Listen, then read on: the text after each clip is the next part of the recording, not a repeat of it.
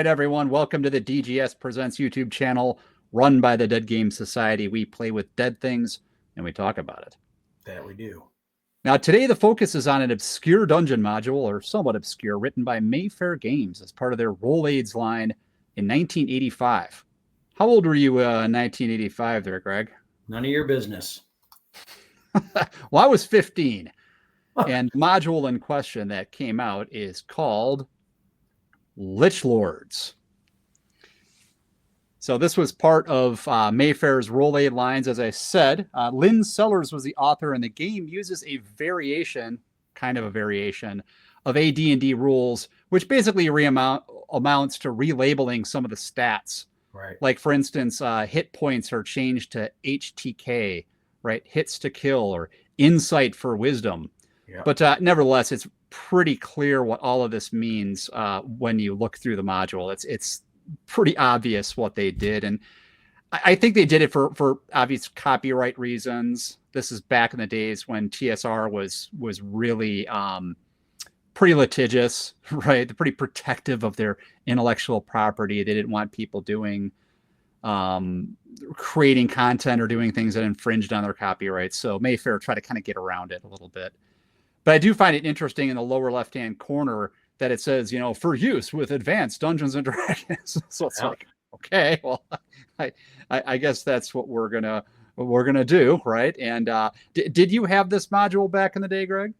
I did not. I actually picked this one up, I'd say probably within the last 10 years. And yeah, I didn't even know it existed until within the last decade. So yeah, it was I remember picking it up at age 15 and being all excited. I got it in a hobby shop. But this is like back in the day when Dungeons and Dragons materials, especially stuff like this, just wasn't available at too many locations. I mean, it's not like you'd walk into a major bookstore and get this stuff. It was pretty obscure. Right. They actually made quite a few publications. I'd say it's probably 30 or more publications. Yeah, they made a whole bunch of stuff, and like we mentioned in the last episode that we did, they had a supplement for dragons, which we're going to talk about probably in a future episode, maybe next week. But I did want to jump into this one because I just remembered this dungeon, and like the intro says, I mean, I really think this is the deadliest dungeon there is. If I read through this, I have a real hard time coming up with something that's crazier and deadlier than this one. I mean, you're facing 5 liches. There's traps that rival those of the Tomb of Horrors, horrific undead creatures, dragons, just all sorts of crazy stuff that it's just can definitely wipe out the whole party or any individual, regardless of their level and their abilities. So yeah, I mean, would you agree with that, Greg? Pretty deadly?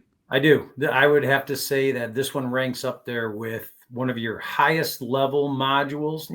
Obviously there's some written at 20 plus levels, but this one is deadly enough to say that it is one short of the end of time. That's the way I would categorize it. Right. And the point that you made about the Mayfair Games kind of infringing on the TSR trademark, they actually were sued in 1993 by TSR until ultimately purchased. So the ruling was that they infringe upon some, but not the entire copyright of TSR. Mm-hmm. So TSR went out and bought them, and there you go. Mayfair Games is no longer, but we do have these relics to still work with. Yeah, it's too bad because this stuff I really love the Roll 8 stuff. Some people are like not all that crazy about it, thought it was a little bit amateurish, but I think it's great. As we'll see with this module. Yeah. It was very easy to run with lots of rich, just enough backstory. And like for instance, this dungeon, which takes place as we're going to see, it takes place in the mythical city of Sabalad in this mythical land, and it doesn't say where it is. You could drop it into Greyhawk somewhere or Forgotten Realms. I mean, you could put it anywhere you wanted, even put it into Mystara. Right. But it's just kind of its own thing. It's just like, boom, here you go, run with it. Right. Well, it's your typical hex crawl from back in the day. And this module and this and Mayfair Games, I guess, across, because there's several others that are really well written like this, and I would say ahead of their time. And we can get into some of the other reviews that were done, briefly, but I would say Mayfair Games is right up there with Judges Guild and TSR for the time in which these things were written. And anything, who can say, I don't like Frazetta? Look at that artwork. You got Frank Frazetta as a cover art. I'm in all day long. Oh yeah, I saw this. I remember when I was 15 years old. I'm like, oh my god, I gotta have it. Right, it did not disappoint. So what's the backstory of this? Well, I'm going to put that up there for you, Greg, if you can read it. This kind of pulls in the would-be DM, and again, spoiler warning. We're going to be going over the whole dungeon. We're going to be describing everything. So if you want to play this dungeon, hold off, right? Because your DM needs to watch this video. So go ahead, Greg. All right. So the intro is the knowledge of the common folk. Ages ago, the gods of chaos found a way to concentrate and hold their powers in a material form. This substance, a metal so black it seemed to swallow light, was called the heart of chaos. That's important to know. From it, the gods fashioned 5 dark artifacts, the crowns of eternal night. These were given to the 5 wizard kings of the land, which now are the 5 liches. As the dark gods expected, the king's newfound power made them lust for even more. Makes sense. Thus disrupting the world of light and order, the wizard kings banded together in the city of Ul and formed a pentacate, an empire of darkness which stretched from Ul to as far south as where the city of Sabolad now stands. That happens to be the starting point of the story. The people of the realm, reduced to slaves, were forced to worship the pentacate as deities. Soon the 5 kings began scorning their former beliefs, feeling that they really should be the deities. Indeed, they had great power, but not the thing that separated them from the gods: immortality. So the wizard kings made a pact between them that would give them a kind of immortality, that of the undead. They transformed themselves into liches and proclaimed their status as true gods. This arrogance enraged the gods of chaos, who destroyed the city of Ul in a vast cataclysm. The earth opened up and swallowed the city, burying the 5 kings, their followers, and the once great city of Ul beneath miles of stone. A black cloud swept over the land, slaying those who professed to worship the pentacate. The gods reclaimed their crowns. Okay. So that brings us into the opening sections of the adventure, in which the heroes of great valor and renown, right? You're high-level people. You've been adventuring for some time, and you've gotten the attention of King Corbin II, or of Sabolad. And he calls you into his throne room, basically, to have this meeting, because earthquakes and storms and horrible visions have been afflicting the land, and the king and his advisors and the people in general are worried that this ancient evil is awakening. As he runs through some background information, in the module, the time ticks down from, basically about a 15-minute period in which more and more intense things happen. And finally, during the meeting, the head of Vector appears. And he is the Herald of Mortebus, right? He's the Spectre Lord. And he appears to announce that the kings, right, the liches, have regained the crowns of eternal night. And Vector, speaking on behalf of Mortebus and the other kings, demands that all rulers all over the world surrender their lands and possessions, basically, and allow themselves to be enslaved by the pentacate. So then he finally vanishes, leaving everyone horrified. And later, one of the king's elders, and the elders are this sister of Jar Hardin, and they're kind of like the Bene Gesserit from Dune, right? They're these kind of soothsayers or seers. One of the king's elders reads from an ancient scroll to kind of give a little more detail to the party. It says the elder stands and speaks in a fatigued voice. The black scroll of secrets has a warning, and it says, beneath the earth the gods have hid a foulness. It gathers up the souls of men like ripened fruit. The earth's gross wound will be unsealed to spread the corruption that devours mortal hearts.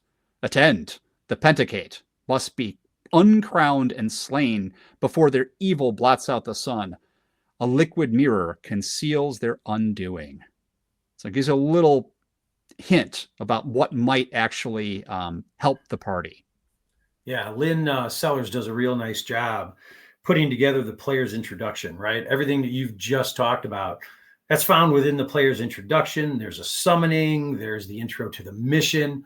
So again, the work here and the quality of work is ahead of its day. I mean, they literally spend 2 pages of just storyline, prepping the players, getting them ready for this adventure, and then building in that dramatic effect. So real nice job. She did an excellent job getting all the information prepped. And like you said, right, introducing scrolls and liches and visions and pain and suffering to really get the game kicked off. This is what players love to see. Yeah, we're going to find out a little bit later, and we're going to look at them in detail. But the actual Lich Lords are Murderos, the Lord of Betrayal. He's the greedy one. Boulder the Formless, the Lord of Shadow. Sothgar, the Lord of Deception. Lairdrun, the Lord of the Cold Fire. And finally, Mortebus, King of the Lich Lords. Now, they've been greatly weakened over the centuries, but with the crowns back in their possession, they are regaining strength. And here's one of the big key things with this adventure is it's a race for time. Because within 15 days, they will regain their full strength. So you have to get from the city all the way across this wilderness, which I'm going to put up here. It's a great map. Yeah, it's a little. I wish I could make it a little bigger, but this is basically the wilderness map, the hex crawl. You have to make it all the way from the south there, from the Sabalad, the city, all the way up through kind of woodlands and mountains and ashen wastes and the dark, all the way to this chasm, which contains the lost city or the destroyed city of Ul. And things just get more and more intense as you go through the wilderness. Yeah, that map is just the quality and the print and the clarity of that map. I think it's outstanding. I mean, everyone, and I believe the Darlene map is absolutely the best map of all time. But then again, I'm a Greyhawk geek. But this map here, what's nice also is see the legend on the upper right-hand side. The legend really also tells part of the story, which is, and challenges the PCs. It talks about how far you can travel. So some of the information within this module preceded the wilderness guide, right? From TSR. So right. real nice job of Mayfair Games back in 85, expanding content out to things that were then further developed out by TSR. So nice job on the map. I love it. And important key things along the way. Good for the PCs. Cool. So now we're not going to go over every tiny thing, but we're going to look at some highlights. So some of these more important things that you encounter as a party as you move through the wilderness, and finally, once you get into Ul itself. Now, the DM is tasked with marking off the days of travel, and movement is going to be measured in hexes. So it doesn't. I didn't see anywhere in this module, Greg, where it said miles or anything. It nope. just says hexes. Like you can, which is great. It's like, why bother getting too technical? Just right. You can move X number of hexes. Here's the map. You have 15 days, and your party doesn't originally know that, but by day 5, Vector, a vision of Vector appears again. That guy, and he warns the party that they have 10 days. So on the 5th day, he says, "You have 10 days." And then on day 7, the party encounters some refugees from a town wrecked by earthquakes. On day 10, there's a 55% chance that a storm slows movement even further. Right. And then if you don't get to Ul by day 15, Vector again appears and he announces that the party has run out of time. Right. So it's nice that they have built into the adventure different events along the way based upon time. And you're right, there's no miles, it's based on hexes. What's nice is that hex key also tells you how many hexes you can move based upon terrain. But at the beginning, in the intro of the module, there's a reference to going to visit a mage, which is off the beaten path. Mm-hmm. So PCs actually have to make a decision, right? Players have to make a decision on the front end. And I love this. Do we just take the road and try and push it and double time it? Or do we take the chance and go visit someone to see if we can get information? So real nice setup, but you're right. The limit of time and the presence of that restriction to the party makes these types of modules that much better, right? It's not an endless, I'm going to take a full day rest here and there. You are on a time schedule. You need to keep moving. Right. It is definitely a race for time. And I think that, oh, here it is. So Witchwood. Yep. Once you get into Witchwood, this is where that giantess, the mage, who can help you with things. You can meet up, or she's the maid of the forest, and she can give you some background and help you with things. I think she gives you a scroll of teleportation. Yeah. So, but again, like you said, it's kind of off the beaten track. Right. So well, she's actually the second stop along the way. The first one where you recommended is to go to Mage Stone and go visit him. If the party decides, then he sends them on kind of a side quest, but it's not really a quest, right? It's, hey, go visit her if you wish. And then you meet the druid, we'll call her the mage of the forest. So yeah, no, you're right. But it's interesting how the PCs are challenged from the beginning as to what decision do we make, what direction do we head, and how do we travel? And travel in here is broken down into three ways: on foot, on horseback, or flying. So you're even thinking from the beginning, oh my gosh, do we go and try and find a flying carpet? Do we teleport, right? Because these are high-level characters. If they have a teleport spell, should we use it? And there's risk that goes with that as well. Right. And some of the other things that can happen right around this time of the adventure, there's a master thief at one point who tries to rob the party. I think you encounter a caravan or something, and there's a master thief that goes around and tries to steal all your magical items.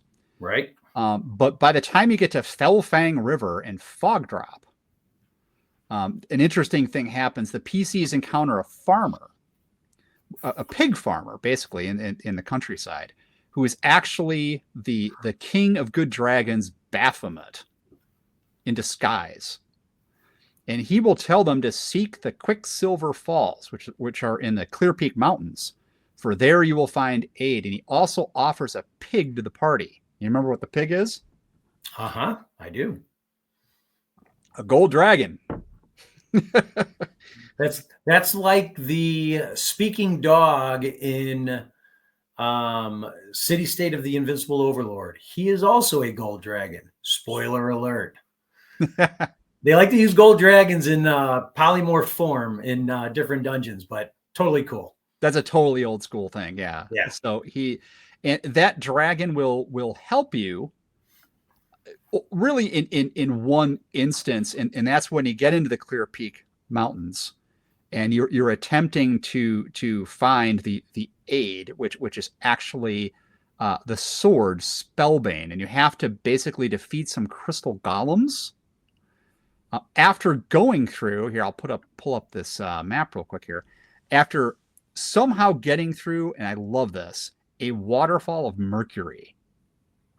So there's a mercury waterfall that you have to get through in order to get to this golem room with these crystal golems on this altar. And I think the sword is floating above the altar. And if you try to just basically jump through the waterfall, you take 10 to 100 damage. What was it, Craig? Something like that. It was it's basically instant death. So you have to find some magical means to get through the basically the Quicksilver waterfall to get into this golem room.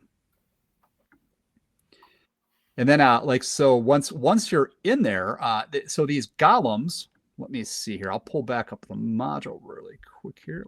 It's 10 to 100. It's 10d10. Yeah, here it is right here. It's a little hard to read, but I will lead the viewers through this.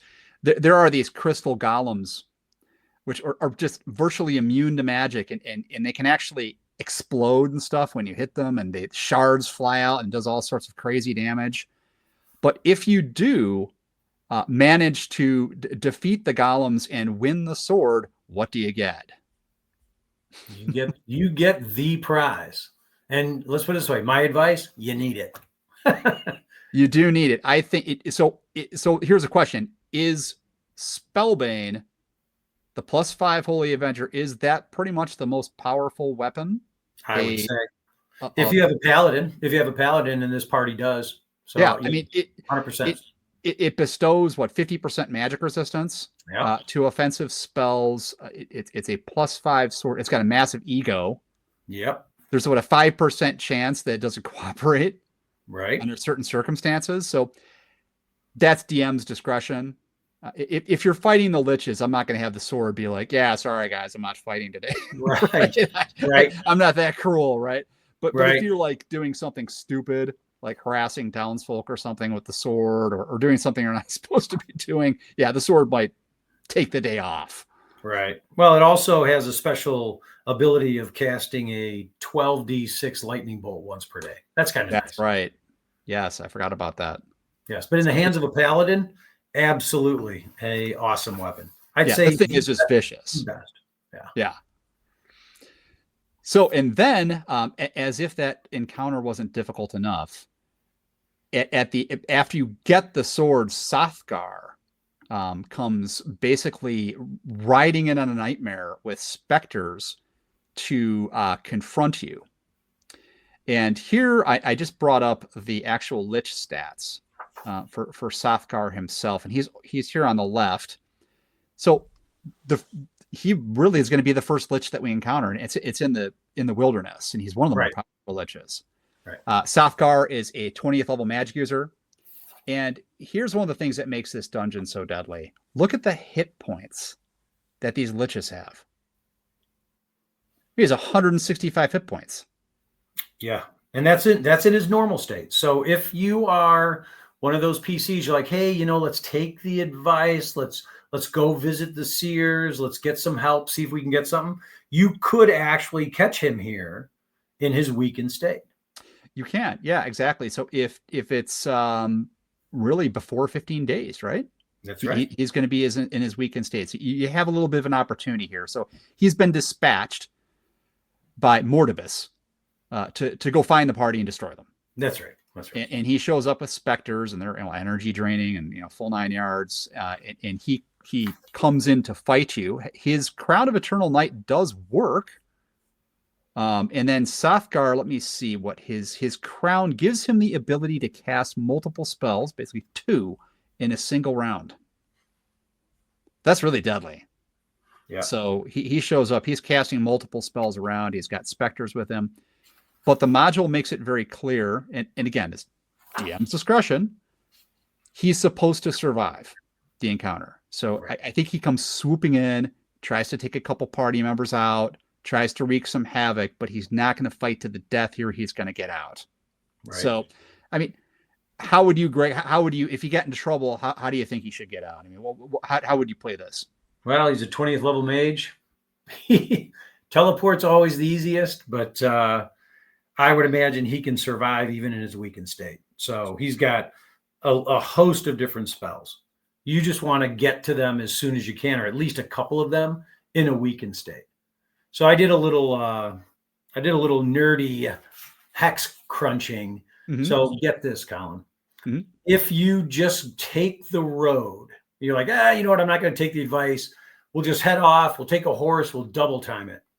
It's 37 hexes to Uhl. Mm-hmm. Okay.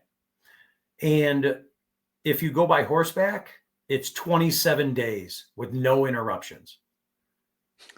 Walking, you'll never make it. Right. If you fly, it's only 33 hexes, but it'll take you 14 days. Wow. So you have 1 day at Uhl with no interruptions to finish the module. And then you always have the opportunity of teleport. And in this module, they built in kind of a challenge, right? is because of the unrest and the dispersion of magic. I'll use those words because of the chaos that's going on. There's a 25% error rate on teleport. Do you want to risk it? Is the question. That's right. Yeah, I forgot about that. Yeah. That teleport problem. But see, that's where the game just takes on those epic overtones and the memories. That's why we play this game, right? Yeah, jumping forward a little bit. We'll get to this at the end. Remember that at the very end of the module, when the city is collapsing upon you, one option is to teleport out. And you have what, a 20% error, 20% chance? Yeah. Well, I think the error rate is really meant to be going in, not coming out, but you're right. Sure. Yeah. Yeah. So, I guess a DM could say that, now that the liches have been vanquished, right? The terrible effect upon these magics has been mitigated and you can teleport out safely, but Right. Well, the goal is to collect the 5 crowns, return to Safgard, give them back to the king so they can be destroyed. That's the mission. Right. These crowns and survive. There was also a little backstory too about in ancient days, there was this paladin, I forget what his name was, but who had fought the liches with his sword, which became Spellbane, and he was the one who stabbed Boulder, who was not originally formless. He was like Boulder, the Lord of Pestilence or something. And this paladin basically shoved his sword right through the chest of the lich and destroyed the lich's body. And he became Boulder the Formless, and the sword became Spellbane. So there's a little kind of backstory there, which I thought was cool. Fairjack Core was the name of the paladin. That's right. Yep. Fairjack Core, yeah, who lived, I guess, hundreds of years ago or something. Okay, so after getting, and that's, so you don't, as a player, you don't want to skip, right, the falls and getting Spellbane, because it's so important. You're going to need all the help you can get. A couple other things. Let me put the wilderness map back up here. A couple other things that happen. Just rough overviews here. There's a glass canyon you can go through where the party will confront zombie stone giants, and they'll have to navigate treacherous cliffs. There's an area called Dreer, where the party will navigate these slime pools and they get covered in maggots. Oh, geez. And they have to fight slime worms and a clay giant. That's kind of a wild encounter. And then finally, when you get to the northern crawls, at night, the party will get attacked by these things called shadow dancers, which are like basically special monsters that get introduced in this module that try to kill the spellcasters. So these guys were sent out by Mortebus to, again, inflict harm upon the party, specifically the spellcasters, take out the mages. And after the battle, an image of Mortebus himself will appear, telling the party to abandon its quest. Right? Well, you all will die if you continue. What's interesting about this module that kind of deviates from the older Judges Guild TSR is that there's introduction of new monsters, right? Like several that you just mentioned, with a very healthy mix of existing monsters right out of the monster manual, like Euphrates, type 6 demons, specters, those types of things. But there is no section in this module that's titled new monsters. So it's a nice, easy read. They're well defined, but there's no section that says, hey, here's a list of all the new monsters. Right. True. Absolutely. Then you get to, and I loved this part. I thought this was totally great. You get to the dark, which is an area all the way up on, you can see it up in the north there. It's right before you get to Ul, and it's right through like these ashen wastes. It's like Mordor, right? Like nothing lives there. Everything's dead. It's all rocky and ashen. Right. And then you get to this area called like the dark, which is just like the name implies. It's like pitch black there, and you have to use magical light to navigate your way through the dark. Or if you just try to use like torches and lanterns and stuff, you'll start suffering from energy drain from the shadow stuff that basically falls out of the sky upon the party. Yeah, a lot of new neat challenges. But keep in mind, you're on a time clock. So these are the things where, PCs have to make decisions on the run. And I think that's exciting. I think that's awesome. Oh, yeah. So then you finally get, I'm going to fast forward here to the city of Ool. I love that name too. Ool. It just sounds so evil. Right. And I'm not going to go through every room, but there's obviously some highlights here is that once you get into this down the chasm, you get into the city of Ool and you get to room 4. You finally encounter basically the second lich that you're going to encounter, Murdros. And he is the greedy lich who actually is on this page right here, the first lich. He's like sitting at like a dining room table kind of thing, just like Darth Vader. He's at the end of the table. Right, just waiting. He's just waiting for you, right? You go in there and he just starts launching spells. And, the module gives you some tips on what kind of spells he'd use. I think he's like a repulsion and limited wishes. Like, may your first attack miss. That kind of thing. So you get in this firefight with Murdros. There are ways to potentially negotiate with these liches. Spoiler alert. Spoiler alert. Yeah. So you can, there's some guidelines early in the module in the lich section where it describes the liches. As a matter of fact, I'll put, let me put Murdros's stats up here. Yeah. So here it does a nice job of giving the players some insights. It also recommends that the DM utilize that knowledge to enhance the game and forward their mission. So it's well written in the fact that if you're a DM and you're running it and your players are struggling, well, because they're fighting liches, even though they're 16th level or what have you. Point is, it gives insight to help the DM and prompt the DM to help the players. So it's real neat. And there is a underlying tone, right? Spoiler alert, that you can get these liches working against each other. However, I don't think it takes a good player to realize, and I would hope you would realize, you can't trust a lich. Right. And in the final battle, you may think that they're going to help you and they might turn against you. And again, it's all DM's discretion. It's up to the DM to decide how this is all going to go, because these liches are like the devils from the Monster Manual and the Monster Manual 2, where they're always scheming against each other, right? They're trying to like overthrow each other, and they want to take the preeminent position away from Mortebus, this kind of thing. But like I said, Greg, so Murderos, he's a 20th level spellcaster, and his crown of Eternal Night gives him 50% magic resistance, and when you encounter him, he's protected by a cold fire shield.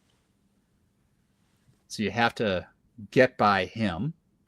What's interesting, Colin, I noticed from this module is that all the liches are high-level mages. In the Monster Manual, first edition AD&D, liches could be a mix of high-level mage, high-level cleric. They could be a multi-class, which that's typically how I play them, is a multi-class to make them just wickedly strong.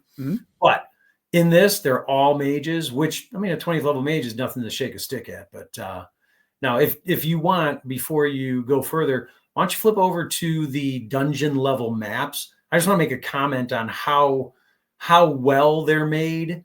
Sure. Yeah. Let me fast forward here. Let's get to the map. There you go. Here we go. Here's level 1, right? You can see it's like a ruined underground city, right? You come in through here, and there's all sorts of things that you can encounter, and then of course Murderos is in area 4 there. I think area 6 is specters. I think there's like specters in there. Oh, there's all get energy drained right before even facing Murderos. Yeah, all types of baddies. Yeah. What I like about these maps though is they're small maps, right? They've got 10 rooms at most. They're real short, condensed.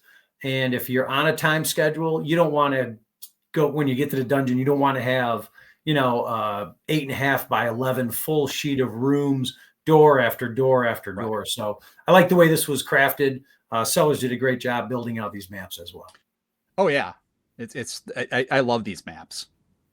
And so after you dispatch Murderous, you have to face Boldor, and he's in area 20 down here of the same level 1 map. And Colin, remember, you don't have to necessarily dispatch him. You may get him to be on your side and give you helpful information. Yeah. So this is where, when you're running a high-level dungeon too, for any players out there that would run a high-level character, you should be thinking beyond the hack and slash. You should be thinking the parlay, the negotiation. How do you play your character to the level of abilities, not just how many times they swing a sword? Absolutely. So Boldor in area 20, I'm going to say, Greg, that this is the first area which could be a TPK. Easily be a TPK. First, we just passed up like 20 of them, but okay. Oh yeah, I mean, but this is where it gets really horrible, right? And it's towards the end of the adventure, so you are hurting. Yeah, you got to be wounded by this point. Yeah, so you have to face Boldor, and here's the thing about this guy. Okay, he's the Formless. He's basically invisible, and he will surprise on a 1 to 5 on a D6. Now, this gets back to the previous episode with surprise and how you want to handle that.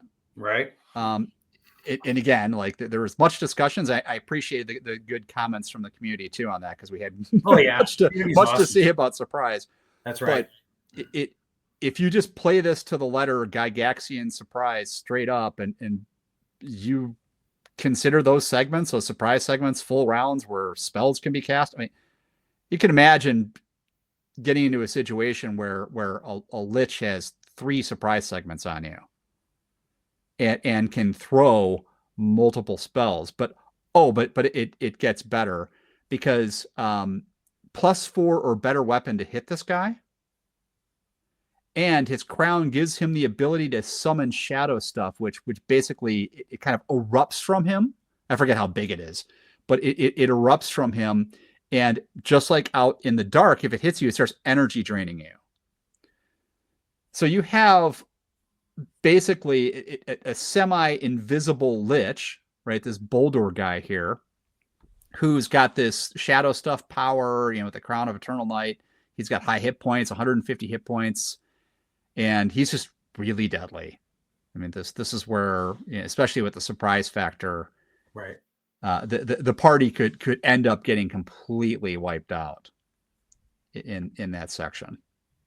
But if you survive Boldor, or like you said, Greg, if you somehow you're able to negotiate with him or make some kind of deal,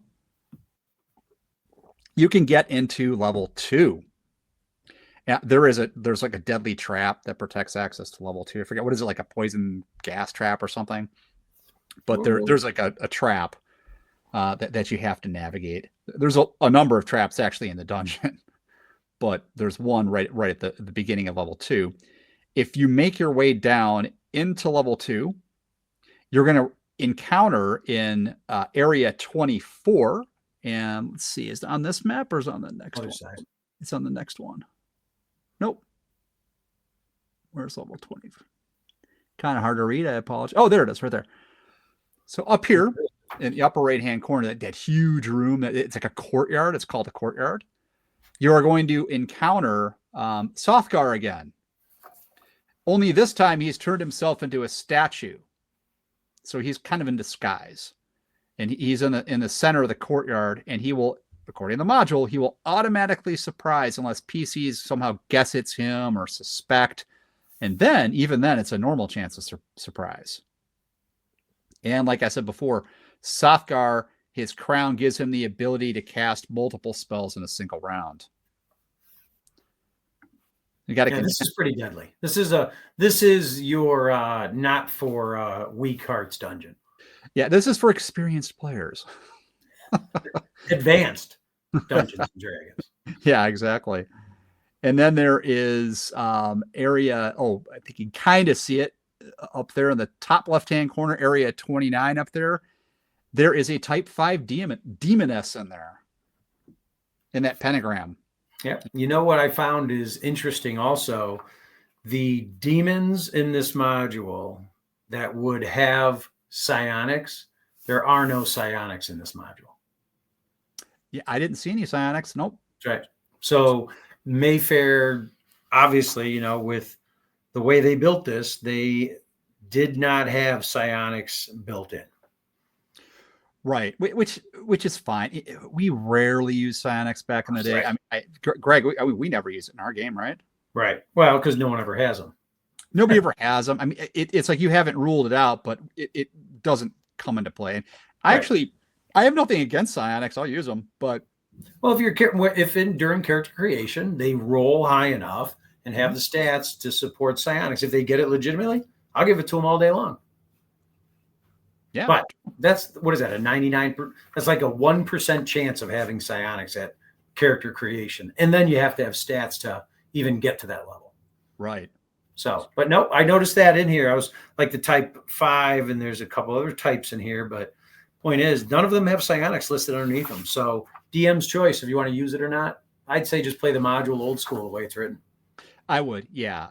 There's enough here to contend with as a game master without introducing psionics into the picture. What's also nice about this module, Colin, to just deviate 1 second, is you think about all these big nasties that you're fighting. There is not an overpopulation of magic and treasure. There is a good population of some seriously powerful stuff, +4 swords, +5 arrows, things like that. So there are things along the way that you definitely want to find, but it is not Monty Hall in any means, and I love that. Yeah. At one point, it says that if you try to bribe one of the liches with gold, he just refuses because, like, a gold means nothing to a lich, right? He wants magical items. Now, if he was a dwarf, then he would have taken it. Yeah, true. They're greedy.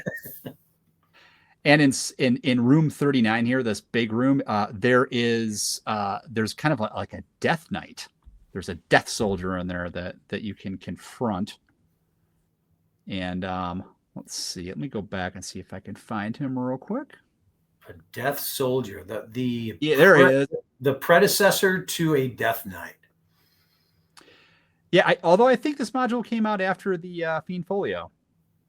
85? The Fiend Folio came out like 81 or something like that. But again, copyright, IP. Gotcha. Who knows? No, you're right. They didn't want to call it a Death Knight. No, you're right. But here he is. He is the Death Soldier, right? And he's got like a flaming sword and all this other stuff.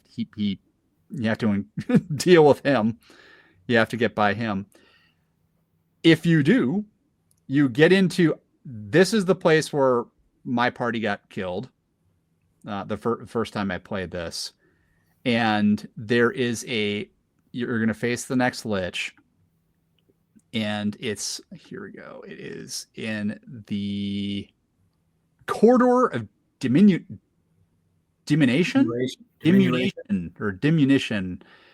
So this whole thing is just, this is the craziest thing ever. Like, as if, and I'm going to put his statistics up. The next guy we're going to have to contend with is Lairdrun. And when you face Lairdrun, who, and again, we'll just go through his stats real quick here. He not only is he a 22nd level magic user, he's also a 12th level illusionist. High hit points, obviously tons of spells, and his crown gives him a permanent cold fire shield. But that's not the horrible thing about this, because if we go back to the map real quick here, let's go back to here. And I'm going to show you really quick. This area right here, see where it's like a spiral? The party enters into this section and they start walking through this spiral, passageway, this concentric circles to get to the center of this thing. And as they're going through, they don't notice, but the powerful magics that are in there are actually shrinking the party to 1/6 their size. So everybody in the party gets literally shrunk to like not even gnome size. I mean, you're just tiny. Right. You get shrunk to this tiny little size. And the problem is that you encounter a 36-foot tall Lich Lairdren, and your weapons do 1/6 the normal damage because you're tiny. This is where I got killed. That would make sense.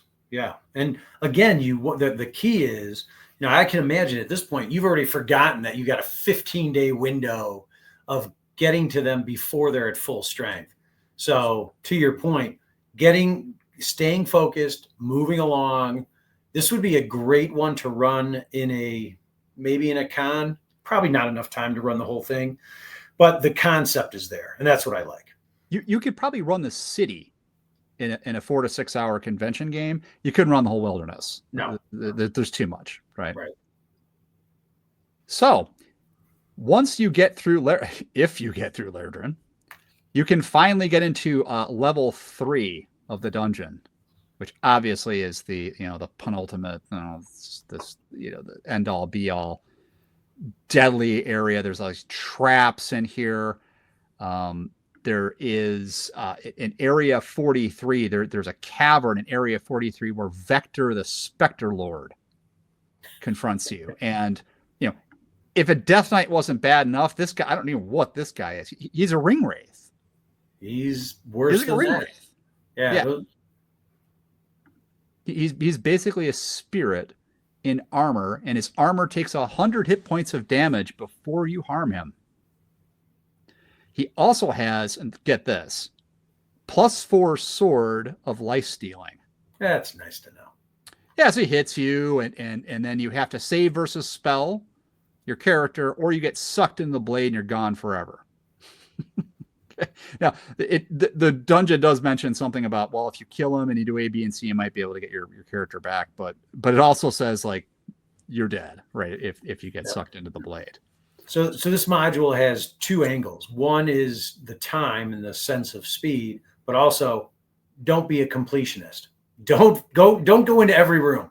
Find a path, get lucky, roll the dice, and get out. Right.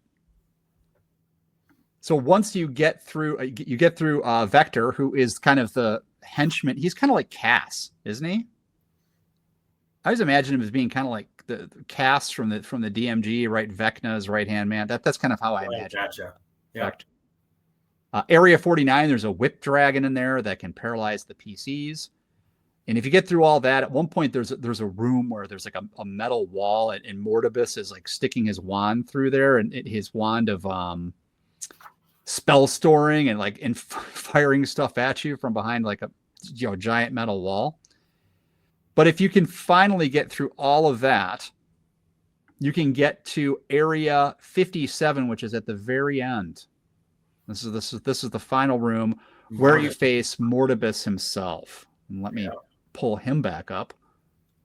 He's down at the bottom here. Sorry about the text being so small, but he's down there, and he is what is he? He's like a 25th level magic user, like 15th level cleric. 25th level mage and 15th level cleric in normal state. So right. So if you get him in the weakened state, which I can't imagine getting this far through the city and getting to him in a weakened state. So yeah, it's highly advisable so he doesn't become also a 15th level cleric. Yeah, he's going to be in full power mode to face you. Yeah. He has a staff of spell storing. As I said before, his crown gives him the ability, get this, to cast 3 simultaneous spells. So this dude is like Vecna, basically. Yeah. +4 or better weapon to hit. He's got a lot of hit points. And when you first encounter him, if we look back at the map, let me go back there.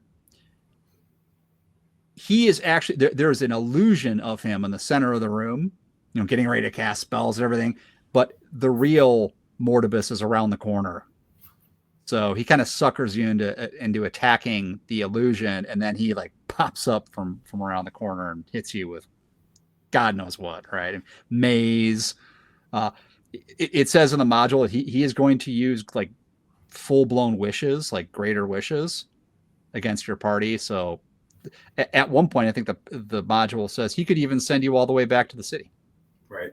Yeah. Bye. Now, in fairness, though, there's a lot that we've left out. A lot. Because there are items along the way that you can get, like a rod of absorption, right, that will significantly help you against these liches as they cast those high level spells. Right. So don't. So if you're watching this episode, and thank you for doing so, if you're going to play this module, do not give up hope.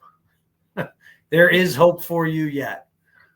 Yeah, there are things you can find, and along the way. Obviously, Spellbane's the big one, but there is like the rod, and there is. I think there's a chest with a restoration spell in it. You're gonna need that if you get energy drained. So there's a number of things that you can get to help you out. Right. Now, after you finally defeat Mortebus, like I said a little bit earlier in the episode, the city starts to collapse, and you have to get out of there. I think it gives you like three turns or something to escape the city there, Greg. It says either you leave or you have very limited time. Right. Yeah. I think it is 3 turns at most. I'll look it up, but I think you're right on that. That's what I thought it was. It wasn't a lot of time. It was like 3 turns to get out of Dodge. Otherwise, the whole thing collapses in a cataclysm. Everybody dies. Right. So 2 turns. 2 turns during the collapse. Or you can try to teleport out using a spell, or I think doesn't the Giantess gives you a teleport spell? Somebody gives you a teleport spell at one, but like a scroll. You get one to get in, and then there's one here in this room to get out. Right. Exactly. So you can escape and bring the crowns with you. So bring them back to the king, to be destroyed, right? To save the land. Right. And then we'll let the adventurers figure out what happens at the end when you do return. Right. One interesting thing in the module is there are some new guidelines for some new high-level magic. There is a Scourge of the Violet Spider spell, and I can barely read it here, but it's let me open up my module. I actually have the What it basically does is it allows a magic user to either triple or quadruple the damage of one spell, but they have to sacrifice a skill level. Right. So it's kind of like snapping a Rod of the Archmagi in half, blowing everything up, but not dying. Just giving up a skill level or 2. Right. Yeah. That's a good one. And then we have Crandall's Quick Cast. I thought this was kind of cool. I mean, again, this gets back in the whole segments thing. Sure. But you can lower the segments in which a spell needs to be cast. Yeah. Well, you can actually cast 4th, 5th, and 6th level, or 5th, 6th, and 7th level spells in 5 segments. Yeah, 3 to 6. 3 to 6. Yep. 3 to 6. Right. So a lot of spells, especially 6th level spells, take more than 3 segments to cast. That's right. Some of them take 7, 8, 9. Now, the part that I like the best are the notes on casting wishes. Oh, yeah. So for any DM out there, or player for that matter, if you're ever in a situation where you want to adjudicate or GM a wish spell, which are absolutely difficult for both sides, right? Because the players have to word it properly so they don't end the world. And the DM has to interpret it and then apply it to their game without sending all their players home for the night. This is what I would say is a great section for any GM to know how to govern, manage, and adjudicate a wish spell that someone wants to play. Great section. There's some good examples in here. Yep. And then wasn't there something about like you get exhausted too, right? Oh yeah. Yeah, like they should be. Yeah. Well, they talk about exhaustion on an extremely powerful wish, right? Because typically the wording of the wish is super critical to the success and the favorable outcome. Right. So, yeah. It says that extremely powerful wish causes the spellcaster to become exhausted and immediately fall asleep for 4 hours. You don't want to use that in the middle of a dungeon. It's like your mage with the 8 constitution and cast and identify. Yeah. Then I'm asleep. That's it. It's nighty night. Right. And then they do a real nice job in this module of introducing the player characters. Again, this is your basic D20 system, right? It's all predicated on D20. The stats are basically the same. Some of the numbers are different, right? Like a 1800 strength isn't +3/+6. It's +3/+4. GM it the way you want, but real nicely well done. I think that the levels and the classes of these characters plays real well to this module. Yeah, so real nice job. I love this module. I think it is a must-have. Yes, it is a good one. It's a lot of fun, and it's one of my favorites. Yeah, really. This is just the best of old school. And one thing I like about it too, it's not just, oh, we're going to go out and be murder hobos and raid a tomb. It's you're saving the world, right? There's a mission, and there's a time factor, and there's a sense of urgency, and so it really taps into that good kind of traditional role playing from back in the day, where you're up against impossible odds and you're trying to save the world. And it's save versus death every step of the way. It is, yeah. That's the feeling that you get. Sure. So okay, well, that is Lich Lords. For Mayfair Games. You could probably find it for, what was it, like $10 or $20, Greg, maybe on eBay or Amazon.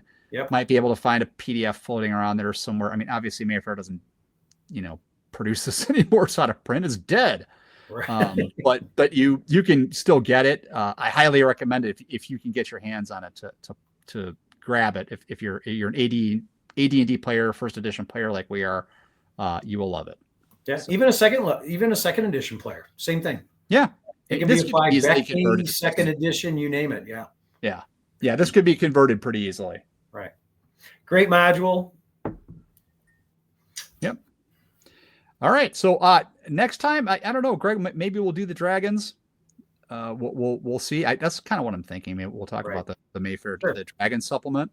Yeah, we'll do a couple different Mayfairs. We got access to multiple Mayfair games. Oh yeah, I have access to all of them. So there you go. We will do that. So again, to the audience, if you like this stuff, like, subscribe. Thanks for sticking with us to review this stuff. Again, we're just having fun. This is fun stuff. We're semi-retired guys having fun going through all this stuff, and we'll try to keep it spicy and interesting and come up with new things. And we will see you all next time. All right. Soon, probably a week from now. It was fun. Thanks. Okay. Signing out.